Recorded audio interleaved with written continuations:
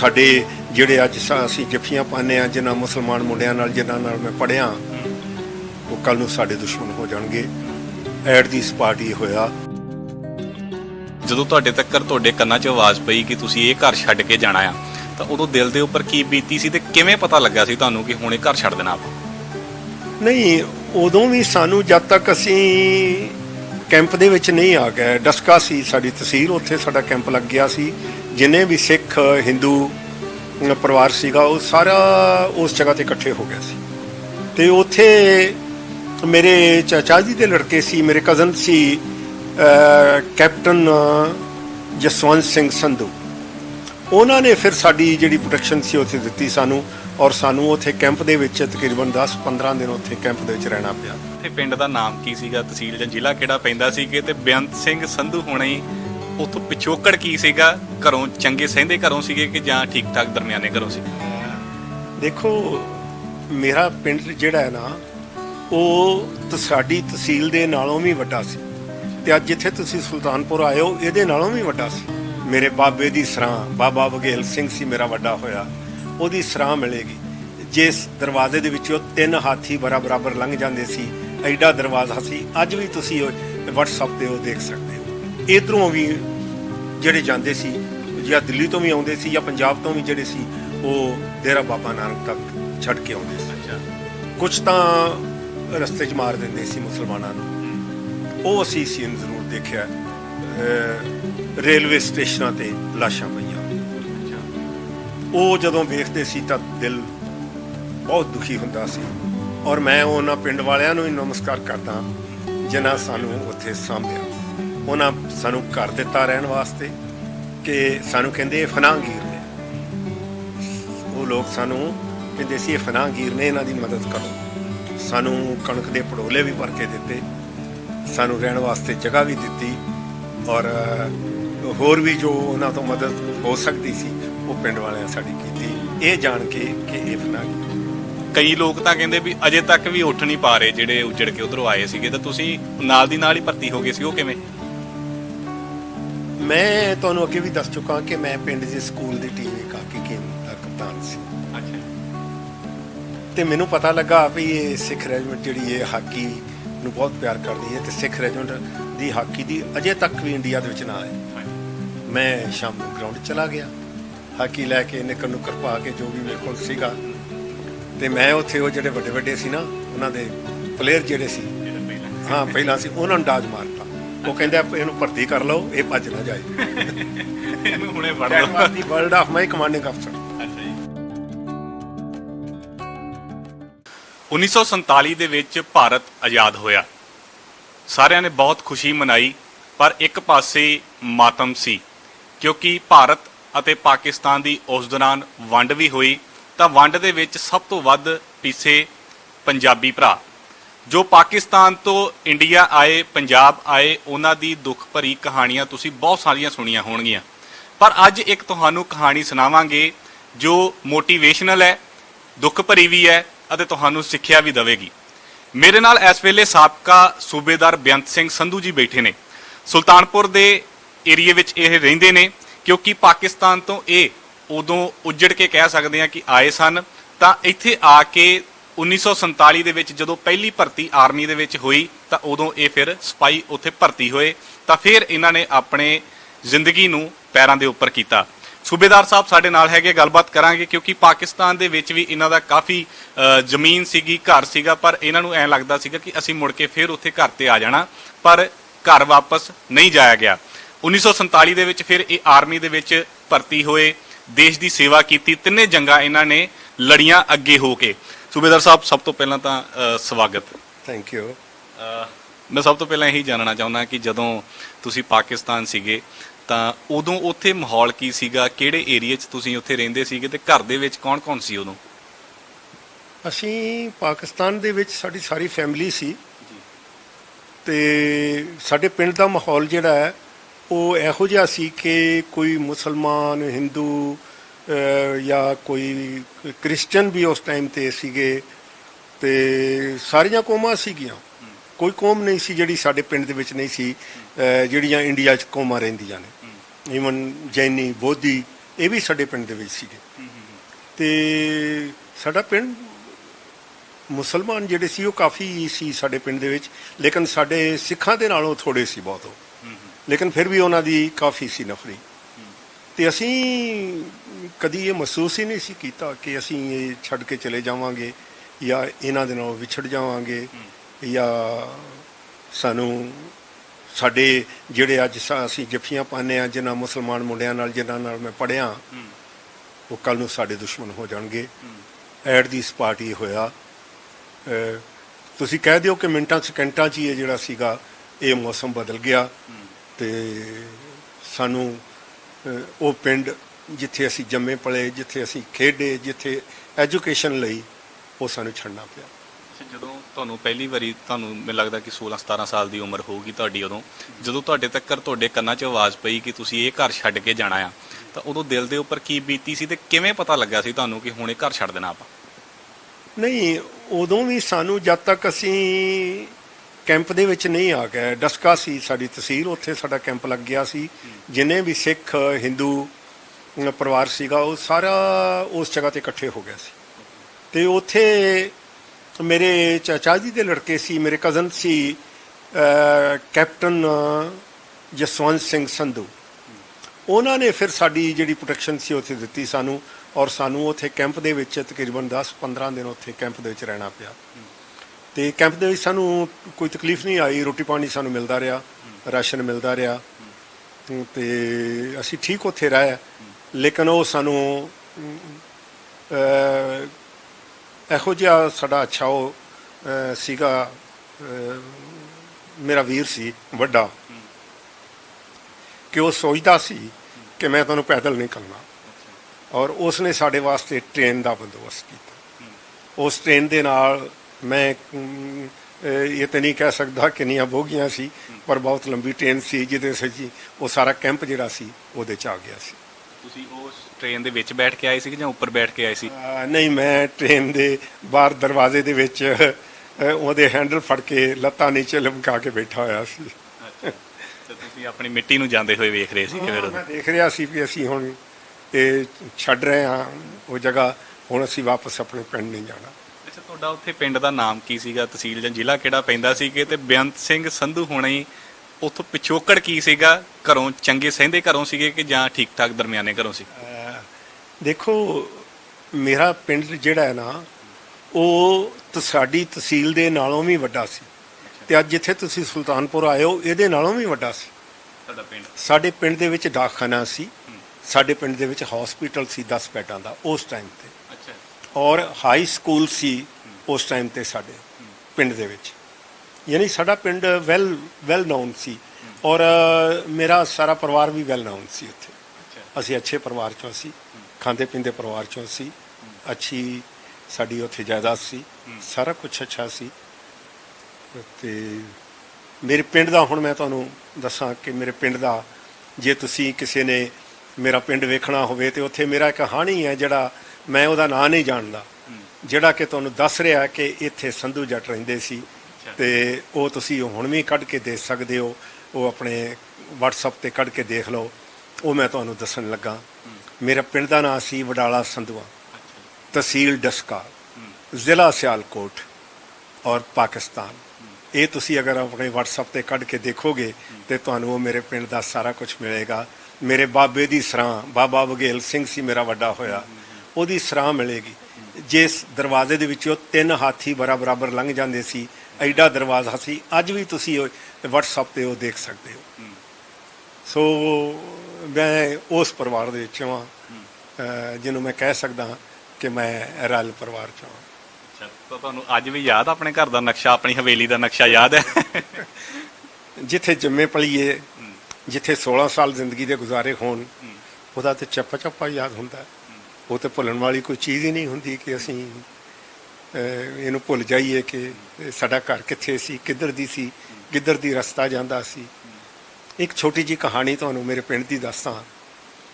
ਸਾਡੇ ਬਾਬੇ ਕੋਲੋਂ ਮਹਾਰਾਜਾ ਰਣਜੀਤ ਸਿੰਘ ਜਿਹੜਾ ਸੀ ਉਹ ਮਾਲੀਆ ਲੈਂਦਾ, ਤੇ ਮੇਰਾ ਜਿਹੜਾ ਬਾਬਾ ਸੀਗਾ ਬਾਬਾ ਬਘੇਲ ਸਿੰਘ, ਉਹ ਪਿੰਡ ਦਾ ਸਾਡੇ ਚੌਥੀ ਪੌਥੀ ਪਿੰਡ ਸੀ ਸੰਧੂਆਂ ਦੇ, ਤੇ ਉਹ ਮਾਲੀਆ ਇਕੱਠਾ ਕਰਦਾ ਹੁੰਦਾ ਸੀ। ਤੇ ਮਹਾਰਾਜਾ ਰਣਜੀਤ ਸਿੰਘ ਆਪ ਹੀ ਆਉਂਦਾ ਹੁੰਦਾ ਸੀ ਮਾਲੀਆ ਲੈਣ ਵਾਸਤੇ। ਅੱਛਾ ਜੀ। ਲੇਕਿਨ ਇੱਕ ਦਫਾ ਉਹਨੇ ਆਪਣੇ ਇੱਕ ਅਹਿਲਕਾਰ ਨੂੰ ਭੇਜ ਦਿੱਤਾ। ਉਹ ਮੁਸਲਮਾਨ ਅਹਿਲਕਾਰ ਸੀ, ਮੈਂ ਲਤੀਫ ਸੀ ਉਹਦਾ ਨਾਂ, ਮੈਂ ਭੁੱਲ ਗਿਆ, ਜਿਹੜੇ ਹੁੰਦੇ ਸੀ ਆਪਣੇ ਜਿਹੜੇ ਕੈਬਨਿਟ ਦੇ ਵਿੱਚ ਜਿਹੜੇ ਹੁੰਦੇ ਸੀ। ਤੇ ਉਹਨੇ ਉਸ ਨੂੰ ਕਹਿਤਾ ਵੀ ਤੇਰੀ ਕੋਈ ਹੱਕ ਨਹੀਂ ਬਣਦਾ ਕਿ ਤੂੰ ਮੈਥੋਂ ਮਾਲੀਆ ਲੈ। ਮਾਲੀਆ ਜਾ ਕੇ ਰਣਜੀਤ ਸਿੰਘ ਨੂੰ ਕੱਲ ਉਹ ਮੈਥੋਂ ਮਾਲੀਆ ਲੈਣਾ। ਇਹ ਗੱਲ ਤੁਹਾਡੇ ਦਾਦਾ ਜੀ ਨੇ ਆਖੀ? ਇਹ ਮੇਰੇ ਦਾਦਾ ਜੀ ਆ ਜਾਂ ਪੜਦਾਦਾ ਜੀ ਕਹਿ ਦਿਓ ਜਾਂ ਨਗੜ ਦਾਦਾ ਜੀ ਕਹਿ ਦਿਓ। ਜਦੋਂ ਮਹਾਰਾਜਾ ਰਣਜੀਤ ਸਿੰਘ ਦਾ ਟਾਈਮ ਸੀ, ਮੈਂ ਉਦੋਂ ਦੀ ਗੱਲ ਕਰਦਾ। ਤੇ ਉਹਨੇ ਸਾਡਾ ਪਿੰਡ ਜਿਹੜਾ ਸੀ ਤੋਪਾ ਮਾਰ ਕੇ ਕਿ ਮੇਰੇ ਇਹਨੇ ਮਾਲੀਆ ਨਹੀਂ ਦਿੱਤਾ, ਉਹ ਢਾ ਦਿੱਤਾ। ਤੇ ਅੱਜ ਵੀ ਤੁਸੀਂ ਵੀਡੀਓ ਤੇ ਜਦੋਂ ਕੱਢੋਗੇ ਤੇ ਉਹ ਮੇਰਾ ਥੇ ਜ਼ਰੂਰ ਵੇਖਿਓ, ਜਿਹੜੇ ਮੇਰਾ ਪਿੰਡ ਦਾ ਤੋਪਾ ਮਾਰ ਕੇ। ਤੇ ਸਾਡੇ ਉਸ ਬਾਬੇ ਨੇ ਥੱਲੇ ਆਣ ਕੇ 1 ਮੀਲ ਥੱਲੇ ਆਣ ਕੇ ਨਵਾਂ ਘਰ ਪਾ ਲਿਆ, ਨਵਾਂ ਪਿੰਡ ਵਸਾ ਲਿਆ, ਜਿਹਦਾ ਨਾਮ ਉਹਨਾਂ ਵਡਾਲਾ ਸੰਧੂਆ ਰੱਖਿਆ। ਅੱਛਾ, ਉਹ ਪਿੰਡ ਫਿਰ ਤੁਹਾਡੀ ਪੀੜ੍ਹੀ ਚੋਂ ਹੀ ਬਣਿਆ ਸੀਗਾ ਜੇ ਸੰਧੂਆਂ ਦੇ ਵਿੱਚ, ਉਹ ਤੁਹਾਡੇ ਹੀ ਨਾਮ ਤੇ ਬਣਿਆ ਫਿਰ ਪਿੰਡ? ਜੀ, ਸਾਡੇ ਪਿੰਡ ਸਾਡੇ ਨਾਮ ਤੋਂ ਹੀ ਸੰਧੂਆਂ ਤੇ ਬਣਿਆ ਸੀ, ਕਿਉਂਕਿ ਉੱਥੇ ਸੰਧੂਆਂ ਤੋਂ ਇਲਾਵਾ ਕੋਈ ਹੋਰ ਜੱਟ ਨਹੀਂ ਸੀ ਰਹਿੰਦਾ। ਕਿਸੇ ਕੌਮ ਕਿਸੇ ਦਾ ਵੀ, ਜਾਂ ਜਿਹੜੇ ਆ ਢਿੱਲੋਂ ਜਾਂ ਹੋਰ ਬਾਜਵੇ ਆ ਨਾ? ਹਾਂ, ਬਾਜਵੇ ਵੀ ਸੀ ਉਧਰ, ਬਹੁਤ ਜ਼ਿਆਦਾ ਢਿੱਲੋਂ ਸੀ। ਸੋ ਇਸ ਤਰ੍ਹਾਂ ਦੇ ਕੋਈ ਨਹੀਂ ਸੀ ਸਿਵਾਏ ਸੰਧੂਆਂ ਦੇ। ਅੱਛਾ, ਜਦੋਂ ਤੁਸੀਂ ਫਿਰ ਉਸ ਦੌਰ ਚੋਂ ਨਿਕਲੇ, ਜਦੋਂ ਇੱਧਰ ਨੂੰ ਆਏ, ਤਾਂ ਸੁਣਦੇ ਆ, ਅਸੀਂ ਪੜ੍ਹਿਆ ਆ ਜਿੰਨਾ ਕਿ ਕਤਲੋ ਗਾਰਤ ਬਹੁਤ ਜ਼ਿਆਦਾ ਹੋਈ, ਧੀਆਂ ਦੀ ਇੱਜ਼ਤ ਬੜੀ ਤਾਰ-ਤਾਰ ਹੋਈ, ਤਾਂ ਉਹ ਕੁਝ ਚੀਜ਼ਾਂ ਦੇਖੀਆਂ ਹੋਣਗੀਆਂ ਤੁਸੀਂ, ਤਾਂ ਉਹਨਾਂ ਬਾਰੇ ਥੋੜ੍ਹਾ ਜਿਹਾ ਦੱਸੋ। ਸੁਣਿਆ ਜ਼ਰੂਰ ਹੈ ਲੇਕਿਨ ਦੇਖਿਆ ਨਹੀਂ, ਕਿਉਂਕਿ ਸਾਡੇ ਨਾਲ ਇਹ ਵਾਪਰਿਆ ਨਹੀਂ। ਅਸੀਂ ਬੜੇ ਸੇਫ ਆਏ।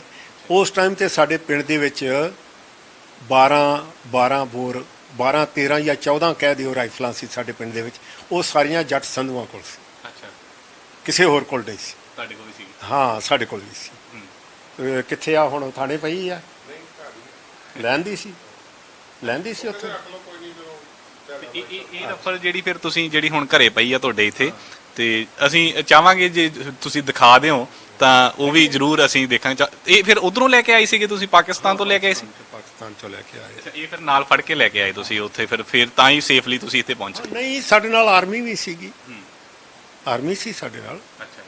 ਹਾਂ, ਤੇ ਆਰਮੀ ਦਾ ਸਾਡਾ ਬੜੀ ਵੱਡੀ ਪ੍ਰੋਟੈਕਸ਼ਨ ਸੀ ਸਾਡੇ ਨਾਲ। ਅੱਛਾ। ਇਸ ਕਰਕੇ ਸਾਡੇ ਨੇੜੇ ਕੋਈ ਵੀ ਢੋਲ ਢਮੱਕੇ ਵਾਲਾ ਜਾਂ ਕੋਈ ਵੀ ਪਾਕਿਸਤਾਨੀ ਜਿਹੜਾ ਸੀ ਉਸ ਟਾਈਮ ਤੇ, ਪਾਕਿਸਤਾਨੀ ਉਹ ਕਹਿੰਦੇ ਸੀ ਆਪਣੇ ਆਪ ਨੂੰ, ਉਹਨਾਂ ਦੀ ਜ਼ਰੂਰਤ ਨਹੀਂ ਪਈ ਕਿ ਸਾਡੇ ਨੇੜੇ ਆਉਣ। ਅਸੀਂ ਰਸਤੇ 'ਚ ਮੈਂ ਤੁਹਾਨੂੰ ਭੁੱਲ ਗਿਆ ਕਿ ਅਸੀਂ ਰਸਤੇ 'ਚ ਬੱਕਰੀਆਂ ਦਾ ਆਈਜੜ ਸੀ ਵਾਵਾ ਕੋਈ 150 ਦਾ, ਉਹ ਆਉਂਦੀਆਂ ਅਸੀਂ ਨਾਲ ਲੈ ਆਏ ਸੀ। ਬੱਕਰੀਆਂ ਤੁਸੀਂ ਨਾਲ ਲੈ ਆਏ ਤੇ ਉਹ ਅਸੀਂ ਕੈਂਪ 'ਚ ਆ ਕੇ ਖਾਧੀਆਂ। ਅੱਛਾ, ਬੱਕਰੀਆਂ ਮੁੜ ਕੇ ਬੱਕਰੇ ਵੱਢ ਲਏ ਤੁਸੀਂ? ਚਲੋ, ਜੋ ਕਹਿੰਦੇ ਹੁੰਦੇ ਐਂਡ ਦੀ ਜਾਂਦੀ ਵਾਰ ਦਾ ਹੱਥ ਲੱਗ ਜੇ ਉਹੀ। ਚਲੋ ਭਈ ਉੱਥੇ ਜਾ ਕੇ ਇਹ ਨਾ ਹੋਵੇ ਕਿ ਭੁੱਖੇ ਮਰੀਏ ਕੈਂਪ 'ਚ, ਤੇ ਇਹੋ ਹੀ ਵੱਢ ਕੇ ਖਾ ਲਾਂਗੇ। ਤੇ ਉਸ ਅਸੀਂ ਉੱਥੇ ਜਦ ਤੱਕ ਰਹਿ ਉਹ ਵੱਢ ਕੇ ਖਾਂਦੇ ਰਹੇ। ਅੱਛਾ, ਜੇ ਸੰਧੂਆਂ ਦੇ ਨਾਮ ਤੇ ਜੇ ਪਿੰਡ ਹੋਵੇ ਤਾਂ ਫਿਰ ਤੁਹਾਡੀਆਂ ਉੱਥੇ ਬੇਸ਼ਕੀਮਤੀ ਚੀਜ਼ਾਂ ਵੀ ਬਹੁਤ ਹੋਣਗੀਆਂ। ਤੁਸੀਂ ਦੱਸ ਰਹੇ ਸੀਗੇ ਕਿ ਜਿਵੇਂ ਸਾਈਕਲ ਆ ਤੁਹਾਡਾ ਉੱਥੇ, ਉਹ ਫਿਰ ਚੀਜ਼ਾਂ ਜਿਹੜੀਆਂ ਸੀਗੀਆਂ ਉਸ ਸਮੇਂ ਦੇ ਵਿੱਚ ਫਿਰ ਉੱਥੇ ਰਹਿ ਗਈਆਂ? ਅਸੀਂ ਕੁਝ ਨਹੀਂ ਲਿਆ ਸਕੇ। ਇਹ ਰਾਈਫਲ ਜਿਹੜੀ ਹੈ ਮੇਰੇ ਯੂਕੇ ਆ। ਅੱਛਾ, ਇਹ ਰਾਈਫਲ ਜਿਹੜੀ ਆ ਤੁਹਾਨੂੰ ਮਤਲਬ ਉਧਰੋਂ ਤੁਸੀਂ ਲੈ ਕੇ ਆਏ ਸੀ? ਮੈਂ ਚਾਹੁੰਦਾ ਕਿ ਇਹ ਜ਼ਰੂਰ ਇੱਕ ਵਾਰੀ ਇੰਟਰਵਿਊ ਦੇ ਵਿੱਚ ਵੀ ਦਿਖਾ ਦਿੱਤੀ ਜਾਵੇ। ਤਾਂ ਇਹ ਰਾਈਫਲ ਆ ਜਿਹੜੀ ਤੁਸੀਂ ਉਧਰੋਂ ਲੈ ਕੇ ਆਏ ਸੀਗੇ, ਤੇ ਇਹ ਫਿਰ ਇਹਨੂੰ ਫੜ ਕੇ ਮੈਨੂੰ ਲੱਗਦਾ ਕਿ ਤੁਸੀਂ ਸੇਫਲੀ ਤੁਸੀਂ ਆ ਗਏ ਫਿਰ ਇੱਥੇ? ਨਹੀਂ, ਇਹਨੂੰ ਫੜ ਕੇ ਨਹੀਂ, ਇਹ ਤਾਂ ਕੁਝ ਵੀ ਨਹੀਂ ਆ, ਸਾਡਾ ਆਰਮੀ ਸੀਗੀ। ਇਹ ਸਾਨੂੰ ਇਹਨਾਂ ਸਹੀ ਕਿ ਸਾਡੇ ਕੋਲ ਬੰਦੂਕਾਂ ਹੈਗੀਆਂ ਨੇ। ਅੱਛਾ, ਸਾਡੇ ਮਨ ਦੇ ਵਿੱਚ ਕੋਈ ਡਰ ਨਹੀਂ ਸੀ ਕੋਈ। ਇਹ ਕਿੰਨੀ ਕੁ ਪੁਰਾਣੀ ਹੋਊਗੀ? ਜੇ ਮੈਂ ਕਿਉਂਕਿ ਜੇ 47 ਚ ਤੁਹਾਡੇ ਕੋਲ ਸੀਗੀ ਤਾਂ ਉਹ ਤੋਂ ਵੀ ਪੁਰਾਣੀ ਹੋਊਗੀ? ਯੂਕੇ ਦੀ ਬਣੀ ਹੋਈ ਹੈ, ਮੇਡ ਇਨ ਯੂਕੇ ਆ। ਔਰ ਇਹ ਮੇਰਾ ਖਿਆਲ ਆ ਕਿ 100 ਸਾਲ ਪੁਰਾਣੀ ਇਹ ਗਨ ਹੈ।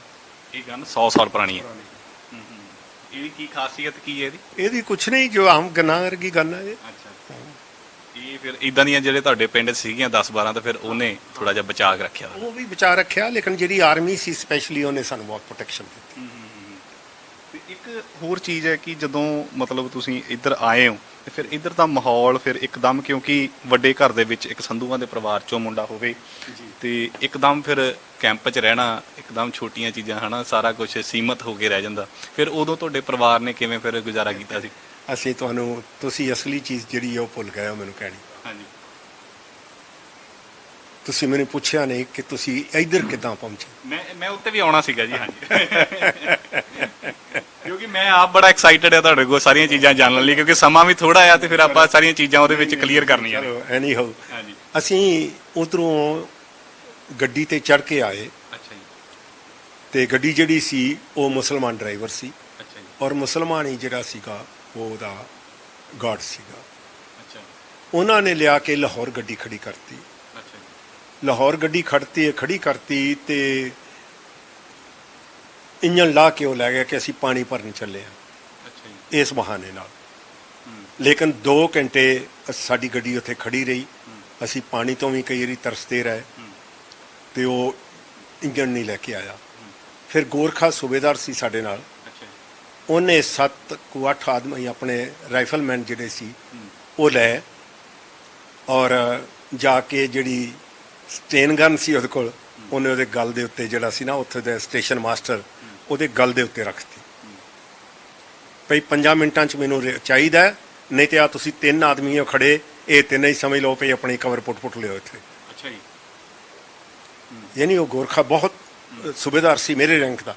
ਇਹ ਮਤਲਬ ਜਿਹੜਾ ਫਿਰ ਇੰਜਨ ਲਾ ਕੇ ਲੈ ਕੇ ਉਹ ਜਾਣ ਕੇ ਸ਼ਰਾਰਤ ਕਰਕੇ ਲਾ ਕੇ ਸ਼ਰਾਰਤ ਕਰਕੇ ਲਾ ਕੇ ਗਿਆ। ਲੇਕਿਨ ਜਦੋਂ ਇਹਨੇ ਗੱਲ ਤੇ ਰੱਖੀ ਤੇ ਉਸ ਵੇਲੇ ਹੀ ਇੰਜਨ ਜਿਹੜਾ ਸੀ ਠੀਕ 15 ਮਿੰਟਾਂ ਬਾਅਦ ਜਿਹੜਾ ਸੀ ਉਹ ਇੰਜਨ ਸਾਡੇ ਨਾਲ ਆਣ ਕੇ ਲੱਗ ਗਿਆ। ਔਰ ਫਿਰ ਅਸੀਂ ਉੱਥੋਂ ਆਣ ਕੇ ਸਾਡਾ ਜਿਹੜੀ ਗੱਡੀ ਸੀ ਉਹ ਸਿੱਧੀ ਡੇਰਾ ਬਾਬਾ ਨਾਨਕ ਰਾਵੀ ਦੇ ਪਾਕਿਸਤਾਨ ਵਾਲੇ ਆਣ ਕੇ ਖੜ ਗਏ। ਅੱਛਾ। ਫਿਰ ਉੱਥੇ ਸਾਨੂੰ ਉੱਥੇ ਉਤਾਰਤਾ ਤੇ ਉੱਥੇ ਅਸੀਂ ਚੱਲ ਕੇ ਤੇ ਹਿੰਦੁਸਤਾਨ ਦੇ ਵਿੱਚ ਪੁਲ ਦੇ ਉੱਤੋਂ ਦੀ ਦਰਿਆ ਰਾਵੀ ਦਾ ਪੁਲ, ਉਹਦੇ ਉੱਤੋਂ ਦੀ ਸੜਕ ਵੀ ਲੰਘਦੀ ਸੀ, ਉਹਦੇ ਉੱਤੋਂ ਹੀ ਰੇਲ ਵੀ ਲੰਘਦੀ ਸੀ ਤੇ ਉਹਦੇ ਉੱਤੇ ਚੱਲ ਕੇ ਅਸੀਂ ਫਿਰ ਹਿੰਦੁਸਤਾਨ 'ਚ ਆ ਗਏ। ਤੇ ਅਸੀਂ ਉਦੋਂ ਕਿਹਾ ਕਿ ਹੁਣ ਅਸੀਂ ਸੇਫ ਹਾਂ। ਬਸ ਇਹ ਸਾਡੀ ਸੀ। ਔਰ ਉਹ ਰਾਤ ਅਸੀਂ ਆਣ ਕੇ ਉੱਥੋਂ ਦਾ ਇੱਕ ਪੋਸਟ ਆਫਿਸ ਸੀ, ਬੱਤੀ ਜਗਾ ਦਿਓ, ਪੋਸਟ ਆਫਿਸ ਸੀ, ਉਹਦੇ ਬਰਾਂਡੇ ਵਿੱਚ ਕੱਟੀ। ਅੱਛਾ। ਔਰ ਮੈਂ 71 ਦੀ ਲੜਾਈ ਦੇ ਵਿੱਚ ਜਦੋਂ ਉੱਥੇ ਤੁਹਾਨੂੰ ਦੱਸਿਆ ਗਿਆ ਸੀਗਾ ਅਜਨਾਲੇ, ਉਹ ਸਪੈਸ਼ਲੀ ਮੈਂ ਉਸ ਪੋਸਟ ਆਫਿਸ ਨੂੰ ਸਲਾਮ ਕਰਨ ਵਾਸਤੇ ਗਿਆ ਸਪੈਸ਼ਲੀ ਕਿ ਤੇਰੇ 'ਚ ਅਸੀਂ ਆਣ ਕੇ ਰਾਤ ਕੱਟੀ ਸੀ, ਤੇਰੇ ਬਰਾਂਡੇ 'ਚ ਰਾਤ ਕੱਟੀ ਸੀ ਆ ਕੇ। ਫਿਰ ਜਿਹੜੀ ਤੁਹਾਡੀ ਫੈਮਿਲੀ ਸੀਗੀ ਫਿਰ ਉੱਥੋਂ ਪੈਦਲ ਫਿਰ ਸਾਰਾ ਸਫ਼ਰ ਤੈਅ ਕੀਤਾ ਕਿ ਜਾਂ ਇੱਧਰ ਜਦੋਂ ਹਿੰਦੁਸਤਾਨ ਐਂਟਰ ਹੋਏ ਫਿਰ ਇੱਥੋਂ ਕਿੱਦਾਂ, ਫਿਰ ਕਿਹੜੇ ਚੀਜ਼ ਦੇ ਉੱਪਰ ਤੁਸੀਂ? ਹਾਂ, ਉਹ ਵੀ ਇੱਕ ਸਟੋਰੀ ਹੈ, ਕਾਫੀ ਲੰਬੀ ਹੈ। ਅਸੀਂ ਉਦੋਂ ਟ੍ਰੇਨਾਂ ਚੱਲਦੀਆਂ ਸੀ, ਫ੍ਰੀ ਟ੍ਰੇਨਾਂ ਇੱਥੋਂ ਲੈ ਕੇ ਦਿੱਲੀ ਤੱਕ, ਉਧਰੋਂ ਵੀ ਆਉਂਦੀਆਂ ਸੀ, ਇੱਧਰੋਂ ਵੀ ਜਾਂਦੀਆਂ ਸੀ, ਕਿਉਂਕਿ ਉਧਰੋਂ ਪਾਕਿਸਤਾਨ ਜਿਹੜੇ ਆਉਂਦੇ ਸੀ ਉਹ ਵੀ ਭਰੇ ਹੋਏ ਆਉਂਦੇ ਸੀ ਤੇ ਇੱਧਰੋਂ ਵੀ ਜਿਹੜੇ ਜਾਂਦੇ ਸੀ ਜਾਂ ਦਿੱਲੀ ਤੋਂ ਵੀ ਆਉਂਦੇ ਸੀ ਜਾਂ ਪੰਜਾਬ ਤੋਂ ਵੀ ਜਿਹੜੇ ਸੀ ਉਹ ਡੇਰਾ ਬਾਬਾ ਨਾਨਕ ਤੱਕ ਛੱਡ ਕੇ ਆਉਂਦੇ ਸੀ। ਅੱਛਾ। ਕੁਝ ਤਾਂ ਰਸਤੇ 'ਚ ਮਾਰ ਦਿੰਦੇ ਸੀ ਮੁਸਲਮਾਨਾਂ ਨੂੰ, ਉਹ ਅਸੀਂ ਸੀਨ ਜ਼ਰੂਰ ਦੇਖਿਆ। ਰੇਲਵੇ ਸਟੇਸ਼ਨਾਂ ਤੇ ਲਾਸ਼ਾਂ ਪਈਆਂ ਹੋਈਆਂ। ਅੱਛਾ। ਉਹ ਜਦੋਂ ਵੇਖਦੇ ਸੀ ਤਾਂ ਦਿਲ ਬਹੁਤ ਦੁਖੀ ਹੁੰਦਾ ਸੀ ਜਾਂ ਦਿਲ ਕੰਬਦਾ ਵੀ ਸੀ ਕਿ ਇਹ ਕੀ ਹੋ ਰਿਹਾ। ਅਸੀਂ ਵੀ ਉਸ ਟ੍ਰੇਨ 'ਚ ਬੈਠੇ ਤੇ ਮੇਰਾ ਜਿਹੜਾ ਮੇਰੇ ਤੋਂ ਵੱਡਾ ਭਾਈ ਸੀ, ਭਾਇਆ ਜਗੀਰ ਸਿੰਘ, ਉਹ ਵੀ ਫੌਜ ਦੇ ਵਿੱਚ ਸੀ। ਅੱਛਾ। ਤੇ ਉਸ ਟਾਈਮ ਤੇ ਅਸੀਂ ਪਤਾ ਕੀਤਾ ਵੀ ਉਹ ਕਿਹੜੀ ਜਗ੍ਹਾ ਤੇ ਆ। ਉਹ ਕਹਿਣ ਲੱਗੇ ਕਿ ਜਿਹੜੀ ਸਿੱਖ ਰੈਜੀਮੈਂਟ ਪਿਸ਼ਾਵਰ ਦੇ ਕੋਲ ਰਹਿੰਦੀ ਸੀ ਉਹ ਸਾਰੀ ਅੰਬਾਲੇ ਆ ਗਈ ਹੈ। ਅੱਛਾ। ਅਸੀਂ ਫਿਰ ਉਹਨੂੰ ਆਣ ਕੇ ਮਿਲੇ। ਉਹਨੇ ਫਿਰ ਸਾਨੂੰ ਪਿੰਡ ਮਛੌਂਡਾ ਇੱਕ ਅੰਬਾਲੇ ਦੇ ਵਿੱਚ, ਅੰਬਾਲੇ ਤੋਂ ਕੋਈ 10 ਕਿਲੋਮੀਟਰ ਤੇ ਆ, ਉੱਥੇ ਸਾਨੂੰ ਉਹਨੇ ਭੇਜ ਦਿੱਤਾ। ਔਰ ਮੈਂ ਉਹਨਾਂ ਪਿੰਡ ਵਾਲਿਆਂ ਨੂੰ ਹੀ ਨਮਸਕਾਰ ਕਰਦਾ ਜਿਨ੍ਹਾਂ ਸਾਨੂੰ ਉੱਥੇ ਸਾਂਭਿਆ। ਉਹਨਾਂ ਸਾਨੂੰ ਘਰ ਦਿੱਤਾ ਰਹਿਣ ਵਾਸਤੇ ਕਿ ਸਾਨੂੰ ਕਹਿੰਦੇ ਇਹ ਫਨਾਹਗੀਰ ਨੇ, ਉਹ ਲੋਕ ਸਾਨੂੰ ਕਹਿੰਦੇ ਸੀ ਇਹ ਫਨਾਹਗੀਰ ਨੇ, ਇਹਨਾਂ ਦੀ ਮਦਦ ਕਰੋ। ਸਾਨੂੰ ਕਣਕ ਦੇ ਪੜੋਲੇ ਵੀ ਭਰ ਕੇ ਦਿੱਤੇ, ਸਾਨੂੰ ਰਹਿਣ ਵਾਸਤੇ ਜਗ੍ਹਾ ਵੀ ਦਿੱਤੀ, ਔਰ ਹੋਰ ਵੀ ਜੋ ਉਹਨਾਂ ਤੋਂ ਮਦਦ ਹੋ ਸਕਦੀ ਸੀ ਉਹ ਪਿੰਡ ਵਾਲਿਆਂ ਸਾਡੀ ਕੀਤੀ, ਇਹ ਜਾਣ ਕੇ ਕਿ ਇਹ ਫਨਾਹਗੀਰ। ਉੱਥੇ ਫਿਰ ਅਸੀਂ ਰਹੇ। ਉੱਥੋਂ ਬਾਅਦ ਫਿਰ ਮੇਰਾ ਵੱਡਾ ਭਾਈ ਸੀ ਇਸ ਤੋਂ, ਸਰਦਾਰ ਮੰਗਲ ਸਿੰਘ, ਉਹ ਵੀ ਪੁਲਿਸ ਦੇ ਵਿੱਚ ਸੀਗਾ। ਉਹਨੇ ਫਿਰ ਪਤਾ ਕੀਤਾ 4 ਚੁਫੇਰਿਓਂ ਕਿ ਸਾਡੀ ਜ਼ਮੀਨ ਜਿਹੜੀ ਉਹ ਕਿੱਥੇ ਪਈ ਹੈ। ਅਸੀਂ ਉੱਥੇ ਤਕਰੀਬਨ 2 ਸਾਲ ਰਹੇ। 2 ਸਾਲ ਤੋਂ ਬਾਅਦ ਫਿਰ ਸਾਨੂੰ ਇੱਥੇ ਅਸੀਂ ਆਪਣਾ ਉੱਥੋਂ ਮਛੌਂਡੇ ਪਿੰਡ ਤੋਂ ਇੱਥੇ ਆਏ ਇੱਥੇ ਆਣ ਕੇ ਫਿਰ ਸਾਨੂੰ ਕੱਚਾ ਘਰ ਸੀ ਉਹ ਜਿਹੜਾ ਪੁਰਾਣਾ ਤੁਸੀਂ ਮੇਰਾ ਦੇਖ ਕੇ ਆਏ ਜੇ, ਹਾਂਜੀ। ਉਹਨੂੰ ਮੈਂ ਪੱਕਿਆਂ ਕੀਤਾ, ਫਿਰ ਆਪਣੀ ਇੱਥੇ ਪੱਕਿਆਂ ਕੀਤਾ ਆ। ਲੇਕਿਨ ਕੱਚਾ ਸੀਗਾ, ਟਾਹਲੀ ਦੇ ਐਡੇ ਸ਼ਤੀਰ ਸੀ ਮੋਟੇ ਮੋਟੇ ਉਹਦੇ ਤੇ, ਉਹਦੀਆਂ ਅਸੀਂ ਚਰਾ ਕੇ ਫਿਰ ਚੁਗਾਠਾਂ ਬਣਾਈਆਂ, ਬਣਾ ਕੇ ਇਸ ਜਿਹੜਾ ਹੁਣ ਘਰ ਹੈ ਪੁਰਾਣਾ ਮੇਰਾ, ਹਾਂਜੀ। ਉਹਦੇ ਵਿੱਚ ਲਾਈਆਂ, ਉਹਦੇ 'ਚ ਸਾਰਾ ਕੁਝ ਉਸ ਰਹਿਣ ਲਈ। ਉਹਦੇ 'ਚ ਅਜੇ ਤੱਕ ਮੇਰਾ ਏਸੀ ਪੁਰਾਣਾ ਲੱਗਾ ਹੋਇਆ ਹੈ। ਥੋੜਾ ਜਿਹਾ ਆਪਾਂ ਫਿਰ ਅਗਲੇ ਪੜਾਅ ਵੱਲ ਆਉਂਦੇ ਆ ਕਿ ਜਦੋਂ 47 ਦੇ ਵਿੱਚ ਮੈਨੂੰ ਲੱਗਦਾ ਕਿ ਲਗਭਗ ਪਹਿਲੀ ਭਰਤੀ ਹੋਊਗੀ ਜਿਹਦੇ ਵਿੱਚ ਤੁਸੀਂ ਫਿਰ ਇੱਕ ਸਿਪਾਹੀ ਭਰਤੀ ਹੋਏ, ਉਹ ਥੋੜਾ ਜਿਹਾ ਦੱਸੋ ਕਿ ਉਹ ਕਿਵੇਂ ਸਿਪਾਹੀ ਭਰਤੀ ਹੋਏ, ਕਿਉਂਕਿ ਕਈ ਲੋਕ ਤਾਂ ਕਹਿੰਦੇ ਵੀ ਅਜੇ ਤੱਕ ਵੀ ਉੱਠ ਨਹੀਂ ਪਾ ਰਹੇ ਜਿਹੜੇ ਉੱਜੜ ਕੇ ਉਧਰੋਂ ਆਏ ਸੀਗੇ, ਤਾਂ ਤੁਸੀਂ ਨਾਲ ਦੀ ਨਾਲ ਹੀ ਭਰਤੀ ਹੋ ਗਏ ਸੀ, ਉਹ ਕਿਵੇਂ? ਮੈਂ ਤੁਹਾਨੂੰ ਅੱਗੇ ਵੀ ਦੱਸ ਚੁੱਕਾ ਕਿ ਮੈਂ ਪਿੰਡ ਦੇ ਸਕੂਲ ਦੀ ਟੀਮ ਇੱਕ ਹਾਕੀ ਟੀਮ ਦਾ ਕਪਤਾਨ ਸੀ, ਅੱਛਾ ਜੀ। ਤੇ ਮੈਨੂੰ ਪਤਾ ਲੱਗਾ ਵੀ ਇਹ ਸਿੱਖ ਰੈਜੀਮੈਂਟ ਜਿਹੜੀ ਇਹ ਹਾਕੀ ਨੂੰ ਬਹੁਤ ਪਿਆਰ ਕਰਦੀ ਹੈ, ਤੇ ਸਿੱਖ ਰੈਜੀਮੈਂਟ ਦੀ ਹਾਕੀ ਦੀ ਅਜੇ ਤੱਕ ਵੀ ਇੰਡੀਆ ਦੇ ਵਿੱਚ ਨਾ ਹੈ। ਹਾਂਜੀ। ਤੇ ਮੈਂ ਸੋਚਿਆ ਕਿ ਹੁਣ ਰੋਟੀ ਦਾ ਤੇ ਕੋਈ ਗੁਜ਼ਾਰਾ ਨਹੀਂ ਹੈ, ਸਾਡੇ ਕੋਲ ਵੈਲਿਊਏਬਲ ਥੋੜਾ ਸੋਨਾ ਸੀ, ਕੁਝ 4 ਪੈਸੇ ਵੀ ਸੀ, ਉਹ ਕਿੰਨੇ ਕੁ ਚਿਰ ਚੱਲਦੇ ਸਾਡੇ ਕੋਲ।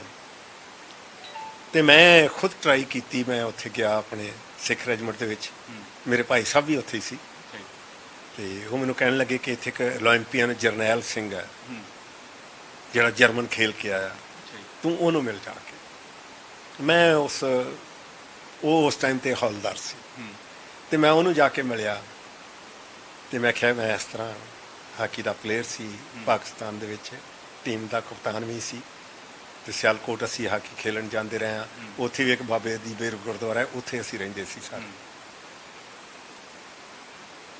ਉਹਨੇ ਮੇਰਾ ਕਮਾਂਡਿੰਗ ਅਫਸਰ ਸੀ ਜਿਹੜਾ ਸਿੱਖ ਰੈਜੀਮੈਂਟ ਦਾ, ਉਹਦੇ ਨਾਲ ਗੱਲ ਕੀਤੀ ਕਿ ਇੱਕ ਮੁੰਡਾ ਹੈ, ਤੇ ਉਹ ਕਹਿੰਦਾ ਮੈਂ ਹਾਕੀ ਖੇਲਦਾ ਆਇਆ, ਤੇ ਸਾਨੂੰ ਜ਼ਰੂਰਤ ਹੈ ਟੀਮ ਦੇ ਵਿੱਚ ਕੋਈ ਨਵੇਂ ਮੁੰਡੇ ਆਉਣ ਤੇ ਅਸੀਂ ਟ੍ਰੇਨ ਕਰੀਏ। ਕਹਿੰਦਾ ਉਹਨੂੰ ਕਹੋ ਸ਼ਾਮ ਨੂੰ, ਮੈਨੂੰ ਉਹਨੇ ਕਿਹਾ ਵੀ ਤੁਸੀਂ ਗਰਾਊਂਡ 'ਚ ਆ ਜਾਓ।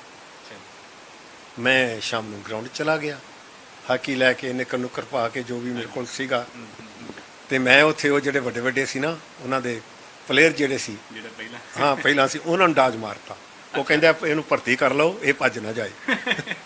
ਇਹਨੂੰ ਹੁਣੇ ਫੜ ਲਓ। ਦੀ ਵਰਲਡ ਆਫ ਮਾਈ ਕਮਾਂਡਿੰਗ ਅਫਸਰ। ਅੱਛਾ ਜੀ। ਉਹ ਕਹਿੰਦਾ ਇਹ ਭੱਜ ਨਾ ਜਾਏ। ਤੇ ਮੈਂ ਆਪਣੇ ਮਨ 'ਚ ਸੋਚਦਾ ਸੀ ਕਿ ਮੈਂ ਤਾਂ ਰੋਟੀ ਲੈਣ ਆਇਆ, ਹਾਂ, ਤੁਸੀਂ ਕਹਿੰਦੇ ਹੋ ਭੱਜ ਨਾ ਜਾਏ। ਤੇ ਮੇਰਾ ਮਨ ਭਰ ਆਇਆ। ਸੋ ਇਹੋ ਜਿਹਾ ਹੈ, ਇਸ ਤਰ੍ਹਾਂ ਮੇਰੀ ਉਹਨਾਂ ਫਿਰ ਮੈਨੂੰ ਭਰਤੀ ਕਰ ਲਿਆ, ਤੇ ਮੈਂ ਇਸ ਤਰ੍ਹਾਂ ਚੱਲਦਾ ਆਇਆ। ਫਿਰ ਉਸ ਤੋਂ ਬਾਅਦ ਮੈਨੂੰ ਰਿਕਰੂਟੀ ਕੀਤੀ, ਮੈਂ ਰਿਕਰੂਟੀ ਕਰਨ ਤੋਂ ਬਾਅਦ ਫਿਰ ਮੈਂ ਆਪਣੀ ਪਲਟਨ ਜਿਹੜੀ ਸੀ ਉਹਦੇ ਵਿੱਚ ਚਲਾ ਗਿਆ। ਪਲਟਨ 'ਚ ਵੀ ਮੈਂ ਹਾਕੀ ਖੇਲਦਾ ਰਿਹਾ। ਮੇਰੇ ਵਾਸਤੇ ਬੜੀ ਇਹ ਵੱਡੀ ਮਾਣ ਦੀ ਗੱਲ ਹੈ ਕਿ ਮੈਂ ਸਰਦਾਰ ਜਿਨ੍ਹਾਂ ਦੀ ਹੁਣ ਡੈਥ ਹੋਈ ਹੈ, ਸਰਦਾਰ ਜਿਹੜੇ ਬਲਬੀਰ ਸਿੰਘ, ਸਰਦਾਰ ਬਲਬੀਰ ਸਿੰਘ, ਸੀਨੀਅਰ ਬਲਬੀਰ ਸਿੰਘ, ਉਹਨਾਂ ਦੇ ਨਾਲ ਮੈਂ ਹਾਕੀ ਖੇਲੀ, ਉਹਨਾਂ ਦੇ ਪਿੰਡ ਸੰਸਾਰਪੁਰ। ਹਾਂ, ਸੰਸਾਰਪੁਰ ਜਲੰਧਰ ਦੇ ਕੋਲ। ਹਾਂ, ਤੇ ਉਹ ਮੈਨੂੰ ਕਹਿੰਦੇ ਹੁੰਦੇ ਸੀ ਮੁੰਡਿਆ ਤੂੰ ਚੰਗੀ ਜਗ੍ਹਾ ਤੇ ਜਾਏਗਾ ਕਿਤੇ। ਅੱਛਾ। ਹਾਂ, ਯਾਨੀ ਉਹਨਾਂ ਦੇ ਨਾਲ ਮੈਂ, ਇਹ ਮੇਰੀ ਬਹੁਤ ਵੱਡੀ ਮੇਰੀ, ਉਹਨਾਂ ਦੇ ਨਾਲ ਤੁਸੀਂ ਖੇਡੇ ਹੋ? ਕਿ ਮੈਂ ਉਹਨਾਂ ਨਾਲ ਹਾਕੀ ਉਹਨਾਂ ਦੇ ਪਿੰਡ ਖੇਲਿਆ ਸੰਸਾਰਪੁਰ, ਕਿਉਂਕਿ ਸਾਡੀ ਟੀਮ ਉੱਥੇ ਆਰਮੀ ਦੀ ਜਿਹੜੀ ਗਈ ਸੀ ਨਾ, ਉਸ ਬਿਲਕੁਲ ਸੰਸਾਰਪੁਰ ਦੇ ਨਾਲ ਸੀ। ਛਾਉਣੀ ਜਿਹੜੀ ਹੈ ਬਿਲਕੁਲ ਸੰਸਾਰਪੁਰ ਦੇ ਨਾਲ ਹੈ, ਦੇਖੀ ਹੋਣੀ ਹੈ ਤੁਸੀਂ। ਹਾਂ, ਤੇ ਅਸੀਂ ਉੱਥੇ ਫਿਰ ਉਹਨਾਂ ਨਾਲ, ਉਹਨਾਂ ਕਹਿਣਾ ਵੀ ਸ਼ਾਮ ਨੂੰ ਆ ਜਾਇਆ ਕਰੋ, ਪ੍ਰੈਕਟਿਸ ਕਰਿਆ ਕਰੋ ਸਾਡੇ। ਉਸ ਗਰਾਊਂਡ ਨੇ ਤਾਂ ਬਹੁਤ ਵੱਡੇ ਪਲੇਅਰ ਕੱਢੇ ਆ ਉਸ ਗਰਾਊਂਡ ਨੇ, ਸੰਸਾਰਪੁਰ ਦੀ ਨੇ। ਅੱਛਾ, ਫਿਰ ਹਾਕੀ ਖੇਡਦੇ ਤੁਸੀਂ ਆਰਮੀ ਦੇ ਵੱਲੋਂ, ਇੰਡੀਆ ਟੀਮ ਵੱਲੋਂ ਖੇਡੀ ਤੁਸੀਂ, ਤਾਂ ਫਿਰ ਵੱਖਰੇ ਮੁਲਕਾਂ ਦੇ ਵਿੱਚ ਵੀ ਗਏ ਹੋਵੋਗੇ ਹੁਣ ਤੱਕ? ਕਿਹੜੇ ਮੁਲਕਾਂ ਦੇ ਵਿੱਚ? ਨਹੀਂ, ਮੁਲਕਾਂ 'ਚ ਨਹੀਂ ਗਏ, ਮੈਂ ਇਸੇ ਕੰਟਰੀ 'ਚ ਹੀ ਰਿਹਾ। ਮੈਂ ਇੰਡੀਆ ਦੀ ਟੀਮ 'ਚ ਨਹੀਂ ਸੀਗਾ, ਮੈਂ ਆਰਮੀ ਦੀ ਟੀਮ ਸੀ। ਇੱਕ ਤੁਸੀਂ ਕਿੱਸਾ ਦੱਸ ਰਹੇ ਸੀ ਕਿ ਪਾਕਿਸਤਾਨ ਜਦੋਂ ਗਏ ਸੀਗੇ, ਤਾਂ ਉਹ ਫਿਰ ਤੁਸੀਂ ਪਿੰਡ ਗਏ ਆਪਣੇ, ਦੇਖਣ ਗਏ? ਫਿਰ ਨਹੀਂ, ਉਹ ਮੈਂ ਤੁਹਾਨੂੰ ਅੱਗੇ ਸ਼ਾਇਦ ਮੈਂ ਐਕਸਪਲੇਨ ਕਰ ਚੁੱਕਾ ਕਿ ਮੈਂ ਡੀਸੀ ਨੂੰ ਮਿਲਿਆ ਜਾ ਕੇ, ਜਦੋਂ ਪਾਕਿਸਤਾਨ 'ਚ ਮੈਨੂੰ ਵੀਜ਼ਾ ਮਿਲ ਗਿਆ, ਤੇ ਮੈਂ ਉਹਨਾਂ ਨੂੰ ਜਾ ਕੇ ਕਿਹਾ ਜੀ ਮੈਂ ਆਪਣਾ ਪਿੰਡ ਵੇਖਣਾ ਚਾਹੁੰਦਾ, ਇੱਥੋਂ ਮੇਰਾ ਪਿੰਡ ਹੈ, ਤੇ ਮੈਂ ਇੱਥੋਂ ਆਪਣੀ ਕਾਰ ਵਗੈਰਾ ਜਾਂ ਗੱਡੀ ਜਿਹੜੀ ਹੈ ਉਹ ਕਰ ਲਊਂਗਾ। ਤੇ ਉਹਨਾਂ ਮੈਨੂੰ ਇਜਾਜ਼ਤ ਨਹੀਂ ਦਿੱਤੀ। ਕਹਿੰਦੇ ਤੁਹਾਡਾ ਵੀਜ਼ਾ ਸਿਰਫ ਲਾਹੌਰ ਦੇ ਅੰਦਰ ਹੈ, ਤੇ ਤੁਸੀਂ ਬਾਹਰ ਜਾਓਗੇ ਤੇ ਆਪ ਜ਼ਿੰਮੇਵਾਰ ਹੋ। ਫਿਰ ਮੈਂ ਸੋਚਿਆ ਵੀ ਪਾਕਿਸਤਾਨ ਦੀ ਕੈਦ ਨਾਲ ਤੇ ਮਰ ਜਾਣਾ ਚੰਗਾ ਹੈ, ਪਿੰਡ ਦੇਖਦਾ ਕਿਤੇ ਮੈਨੇ। ਫਿਰ ਉਦਾਂ ਨਹੀਂ ਕਦੀ ਦਿਲ ਕੀਤਾ ਕਿ ਯਾਰ ਉੱਥੇ ਹਵੇਲ?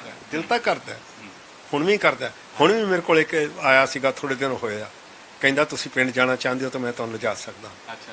ਫਿਰ ਮੈਂ ਇਹਨਾਂ ਨਾਲ ਗੱਲ ਕੀਤੀ, ਬੱਚਿਆਂ ਨਾਲ, ਰਾਜ ਸਰਬਜੀਤ ਨਾਲ ਵੀ, ਪੋਤੇ ਨਾਲ ਵੀ, ਕਹਿੰਦੇ ਅਸੀਂ ਨਹੀਂ ਜਾਣਾ, ਅਸੀਂ ਪਾਕਿਸਤਾਨ ਦਾ ਵੀਜ਼ਾ ਨਹੀਂ ਲਵਾਉਣਾ ਆਪਣੇ ਸਟੈਂਪ ਤੇ।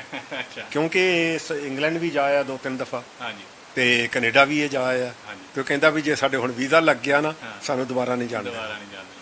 ਇਹ ਬੜੀ ਮਿਹਰਬਾਨੀ। ਪਰ ਤੁਹਾਨੂੰ ਚਾਹੀਦਾ ਸੀ ਤੁਸੀਂ ਜਾਓਂਦੇ ਇੱਕ ਵਾਰੀ ਵੈਸੇ। ਨਹੀਂ, ਮੈਂ ਇੱਕ ਲਫ਼ਜ਼ ਕਹਿਣਾ ਹੁੰਨਾ, ਜਿਹੋ ਜਿਹਾ ਸੁਖ ਛੱਜੂ ਦੇ ਚਬਾਰੇ, ਨਾ ਬਲਖ ਨਾ ਬੁਖਾਰੇ, ਜੋ ਇੱਥੇ ਰਸ ਹੈ ਨਾ, ਉੱਥੇ ਜਾ ਕੇ ਕੀ ਕਰੂੰਗਾ ਮੈਂ? ਅੱਧੀਆਂ ਦਵਾਈਆਂ ਖਾਣਾ, ਅੱਧੀਆਂ ਦਵਾਈਆਂ ਚੱਕ ਕੇ ਕਿੱਥੇ ਲੈ ਕੇ ਜਾਊਂਗਾ ਨਾਲ ਭਾਰਤ ਦੇ ਵਿੱਚ? ਮੇਰੀਆਂ 2 ਬੇਟੀਆਂ ਦੋਨੋਂ ਇੰਗਲੈਂਡ 'ਚ ਨੇ, ਮੇਰੀ ਪੋਤੀ ਇੰਗਲੈਂਡ ਦੇ ਵਿੱਚ ਹੈ, PR ਨੇ ਸਾਰੇ। ਮੇਰਾ ਵੱਡਾ ਬੇਟਾ ਅਮਰੀਕਾ ਦੇ ਵਿੱਚ ਆ, ਹੋਟਲ ਦਾ ਮਾਲਕ ਹੈ। ਅੱਛਾ ਜੀ। ਮੈਨੂੰ ਦੱਸੋ, ਮੈਂ ਤਾਂ ਕਈ ਦਫਾ ਉਹਨਾਂ ਦੇ ਭੇਜੇ ਹੋਏ ਜਿਹੜੀਆਂ ਟਿਕਟਾਂ ਨੇ ਉਹ ਵੀ ਵਾਪਸ ਕਰਤੀਆਂ। ਅੱਛਾ ਜੀ।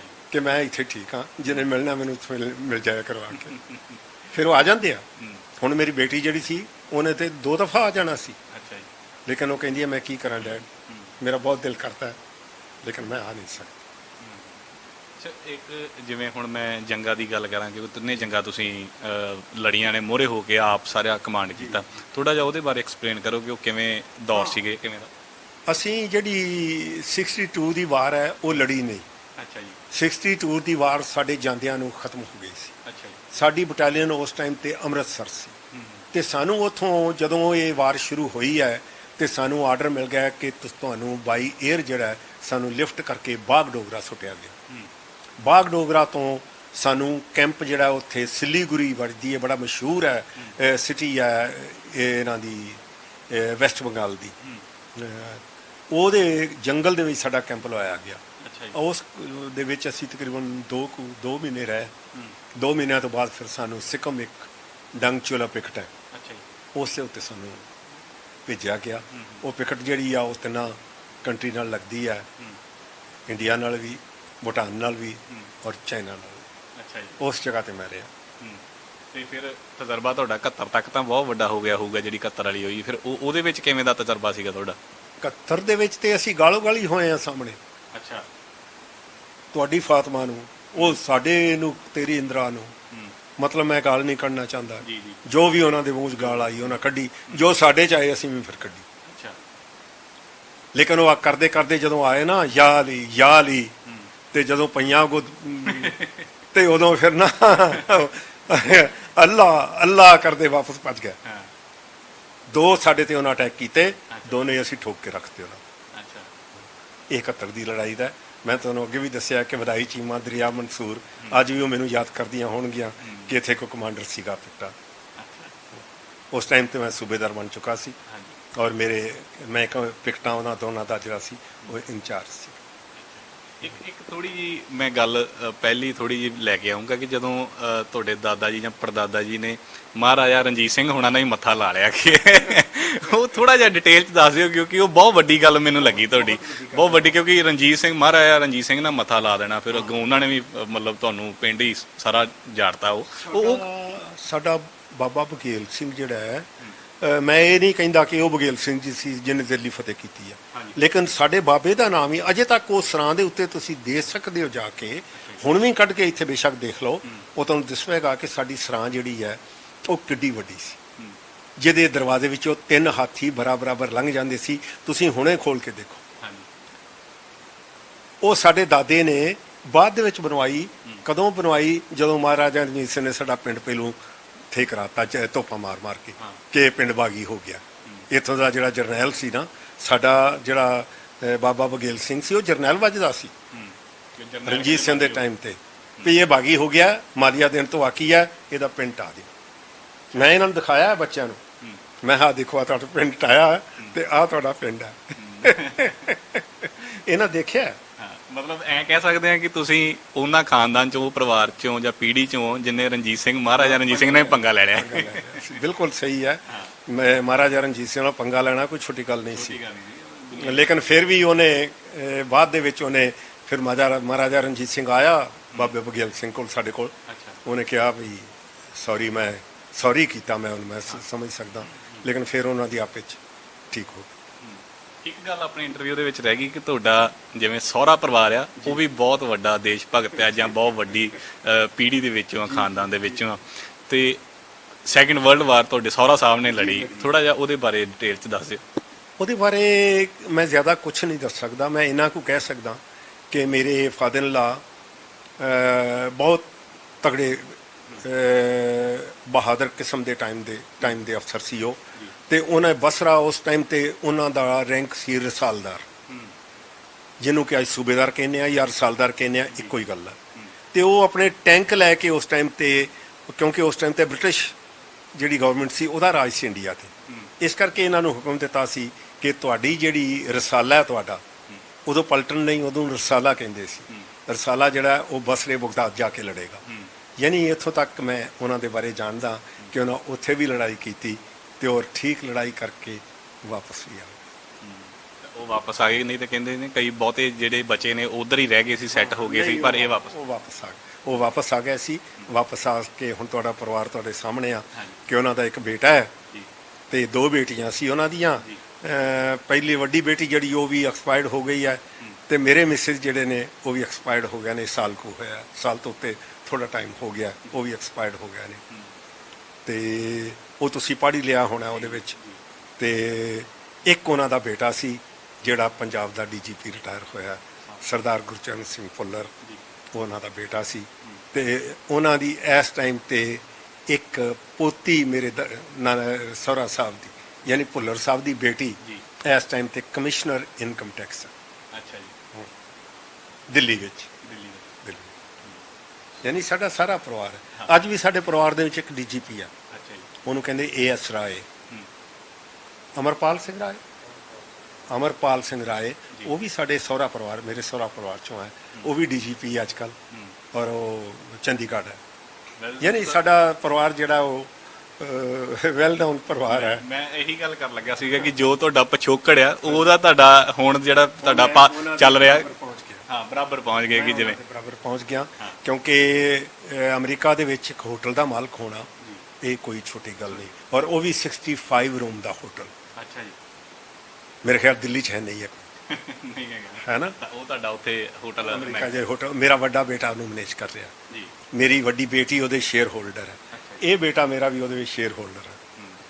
ਅਸੀਂ ਸਾਰਿਆਂ ਨੇ ਮਿਲ ਕੇ ਉਹ ਬਣਾਇਆ, ਔਰ ਤੁਸੀਂ ਲਾਓ ਕਿ ਉਹ ਕਿੰਨੇ ਅਰਬ ਦੇ ਵਿੱਚ ਬਣਿਆ ਹੋਵੇਗਾ। ਬਿਲਕੁਲ। ਅਸੀਂ ਤਾਂ ਇਹੀ ਚਾਹੁੰਦੇ ਹਾਂ ਕਿ ਤੁਸੀਂ ਹੋਰ ਵਧੀਆ ਤਰੱਕੀ ਕਰੋ ਤੇ ਤੁਸੀਂ ਇਸੇ ਤਰ੍ਹਾਂ ਹੱਸਦੇ ਵਸਦੇ ਰਹੋ, ਕਿਉਂਕਿ ਤੁਸੀਂ ਸਾਡੇ ਲਈ ਬਹੁਤ ਇੱਕ ਮੋਟੀਵੇਸ਼ਨਲ ਸਟੋਰੀ ਹੈ। ਕਿਉਂਕਿ ਐਡਾ ਵੱਡਾ ਪਰਿਵਾਰ, ਪਿਛੋਕੜ ਤੁਹਾਨੂੰ ਦੱਸ ਦਿੱਤਾ ਕਿ ਮਹਾਰਾਜਾ ਰਣਜੀਤ ਸਿੰਘ ਹੋਣਾ ਨੇ ਇਹਨਾਂ ਦੇ ਪਰਿਵਾਰ ਦੇ ਨਾਲ ਮੱਥਾ ਲਾਇਆ, ਮਾਲੀਆ ਦੇਣ ਤੋਂ ਮਨਾ ਕਰ ਦਿੱਤਾ ਇਹਨਾਂ ਦੇ ਦਾਦਾ ਜੀ ਹੋਣਾ ਨੇ, ਤਾਂ ਪੜਦਾਦਾ ਜੀ, ਹਾਂ, ਪੜਦਾਦੇ ਤੋਂ ਵੀ ਚਲੋ ਇੱਕ ਪੀੜ੍ਹੀ ਪਿੱਛੇ ਹੋਊਗੀ, ਪਰ ਜਦੋਂ ਮਾਲੀਆ ਦੇਣ ਤੋਂ ਮਨਾ, ਮਹਾਰਾਜਾ ਰਣਜੀਤ ਸਿੰਘ ਹੋਣਾ ਨੇ ਇਹਨਾਂ ਦਾ ਪਿੰਡ ਢਾਤਾ ਸੀ। ਪਰ ਇੱਥੋਂ ਤੁਸੀਂ ਐਗਜ਼ਾਮਪਲ ਲਓ ਕਿ ਡਿੱਗੇ ਨਹੀਂ ਤਾਂ ਅੱਜ ਕੱਲ੍ਹ ਦੇ ਲੋਕ ਕੀ ਕਰਦੇ ਆ ਕਿ ਛੋਟੀਆਂ ਮੁਸੀਬਤਾਂ ਤੋਂ ਆਪਣੇ ਗੋਡੇ ਟੇਕ ਦਿੰਦੇ ਆ। ਪਰ ਅੱਜ ਇਹ ਬੇਅੰਤ ਸਿੰਘ ਸੰਧੂ ਹੋਣਾ ਨੇ ਆਪਣੀ ਪੀੜ੍ਹੀ ਨੂੰ ਮੱਦੇਨਜ਼ਰ ਰੱਖਦੇ ਹੋਏ ਅਗਲੀ ਪੀੜ੍ਹੀ ਨੂੰ ਵੀ, ਮੈਨੂੰ ਲੱਗਦਾ ਕਿ ਉਹ ਤੋਂ 2 ਰਤੀਆਂ ਗਾਂਹ ਹੀ ਕੀਤਾ ਹੋਊਗਾ, ਗਾਂਹ ਹੀ ਜਿਹੜੀ ਹੈ ਕਮਾਈ ਕੀਤੀ ਹੋਊਗੀ। ਪਰ ਇਹ ਇੱਕ ਬਹੁਤ ਵੱਡੀ ਮਿਸਾਲ ਆ। ਸਰ, ਤੁਹਾਡਾ ਬਹੁਤ ਬਹੁਤ ਧੰਨਵਾਦ ਹੈ ਕਿ ਤੁਸੀਂ ਸਾਨੂੰ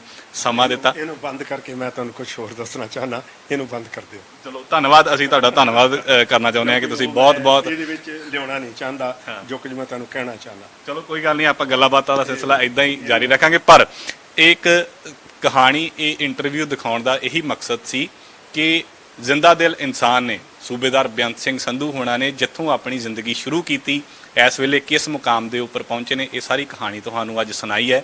ਤਾਂ ਇਸ ਤੋਂ ਸਿੱਖਿਆ ਜ਼ਰੂਰ ਲਈ ਜਾਵੇ, ਕਿਉਂਕਿ ਜਿੱਥੋਂ ਉੱਠਣਾ, 47 ਦੀ ਵੰਡ ਵੇਖਣੀ, ਉਸ ਤੋਂ ਬਾਅਦ ਆਰਮੀ ਦੇ ਵਿੱਚ ਸਿਪਾਹੀ ਦੇ ਤੌਰ ਤੇ ਭਰਤੀ ਹੋ ਕੇ ਸੂਬੇਦਾਰ, 12.5 ਰੁਪਏ ਜਿਹੜੀ ਉਦੋਂ ਮੇਰੀ ਤਨਖਾਹ ਸੀ। ਮੇਰੀ ਤਨਖਾਹ ਉਸ ਟਾਈਮ ਤੇ 12.5 ਰੁਪਏ ਸੀ, ਜਿਹਦੇ ਚ ਮੈਂ ਕੁਝ ਆਪਣੇ ਮਾਤਾ ਪਿਤਾ ਨੂੰ ਵੀ ਦਿੰਦਾ ਸੀ, ਲੇਕਿਨ ਉਹ 12.5 ਰੁਪਏ ਮੁਕਤੇ ਨਹੀਂ ਸੀ। ਧੰਨਵਾਦ। ਸੋ ਕੈਮਰਾਮੈਨ ਮਨੀਸ਼ ਦੇ ਨਾਲ ਮਨਦੀਪ ਸਿੰਘ, ਡੇਲੀ ਪੋਸਟ ਪੰਜਾਬੀ, ਸੁਲਤਾਨਪੁਰ ਲੋਧੀ।